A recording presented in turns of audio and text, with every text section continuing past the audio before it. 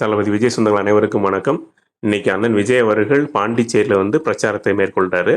தமிழ்நாடே அண்ணன் விஜய் என்ன பேச போறாரு அப்படின்னு காத்துட்டு இருக்காங்க. ஏன் அப்படின்னா, சமீப காலமா அண்ணன் எந்த விமர்சனமும் பிஜேபிக்கு எகென்ஸ்டா வைக்கல. இப்ப இதுல பாண்டிச்சேரியில எது ஆளுங்கட்சியா இருக்குன்னா, பிஜேபி, என்ஆர் காங்கிரஸ் தான் ஆளுங்கட்சியா இருக்கு. இப்ப அங்க போய் யூசுவலா என்ன பண்ணுவாங்கன்னா, பிரச்சாரத்துக்கு போறவங்க, எதிர்க்கட்சியா இருக்கவங்க அங்க உள்ள ஆளுங்கட்சி குறை சொல்லணும். இப்ப அங்க போய் இவர் பிஜேபி குறை சொல்லுவாரா அப்படின்ற மாதிரி அரசியலை உற்று நோக்கிக்கிட்டு இருக்க எல்லாருமே இன்னைக்கு என்ன பேசப்படுறாரு அப்படின்னு பார்த்துட்டு இருக்காங்க. அங்க திமுகவுக்கு ஒரு 5 எம்எல்ஏ இருக்கு, அது ஆளுங்கட்சியா இல்லை.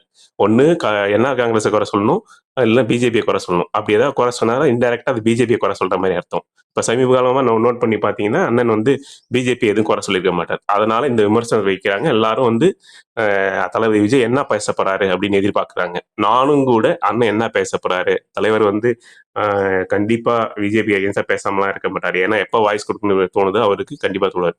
ஆனா இந்த இன்னொரு விஷயம் என்னுடைய புரிதல் என்னன்னா, ஜனநாயகன் ரிலீஸுக்கு அப்புறம் கண்டிப்பா இன்னும் அக்ரெசிவா இறங்குவார் அப்படின்றது நான் ஸ்ட்ராங்கா நம்புறேன். ஏன் அப்படின்னா, ஜனநாயகனுக்கு ஒரு பிசினஸ் இருக்கு. அதனால ஜனநாயகனுடைய பிசினஸ் பாதிக்கப்படக்கூடாது, தயாரிப்பாளர்லாம் பாதிக்கப்படக்கூடாதுன்னு சில விஷயம்லாம் அடக்கி வாசிக்கிறார். நான் ஸ்ட்ராங்கா நம்புறேன். ஜனநாயகன் ரிலீஸ் ஆகி கொஞ்ச நாள் ஆனதுக்கு அப்புறம் பாருங்க அண்ணனுடைய அக்ரெசிவ் பாலிடிக்ஸ். நன்றி. ஜெய் விஜய்.